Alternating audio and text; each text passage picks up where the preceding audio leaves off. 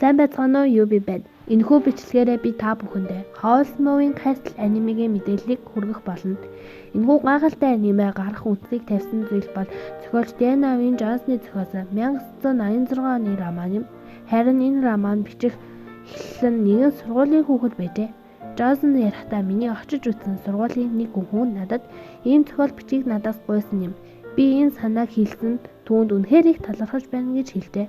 Харин Miyazaki энэ анимда Америкийн нэгдсэн улсын 2003 онд Ирак руу тогтолцсон дайны сэдвийг агуулдаг. Miyazaki энэ дайнд үнэхээр их уурладаг ба энэ нь түүнийг Америкийн нэгдсэн улсад муухан хүлээж авсан кино хийхэд хүргэсэн юм. Гэхдээ Miyazaki хэлэхдээ үгээрээ амьдралын үн цэнийг мэдүүлэхийг хүсч байсан гэж.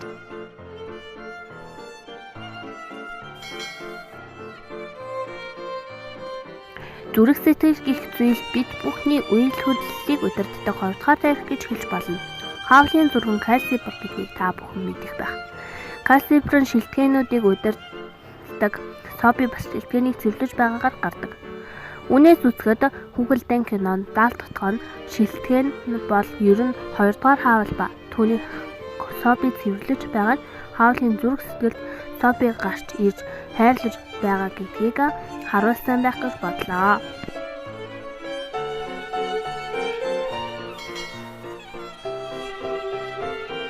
Хаавал Хүүхэлдэйн кинодороо Соби би их болцохоор хүн гэж хэлдэг.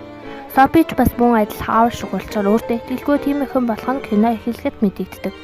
Тэгээд энэ хоёр маань бие биетэйгээ уулзч бие биенийхээ алдаа дутагдлын хүч хоёулаа өөртөө итгэх итгэлтэй болж кино манд тусдаг.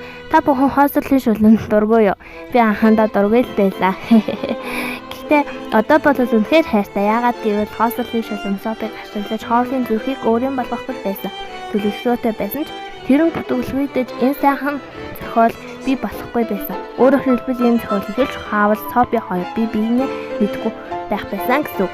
За тэгээд энэ хүрээд миний бичлэг өндөрлөж байна. Дараагийн бичлэгээр уулзъя. Миний бичлэгэнд анхаарал хандуулсан та бүхэндээ баярлалаа.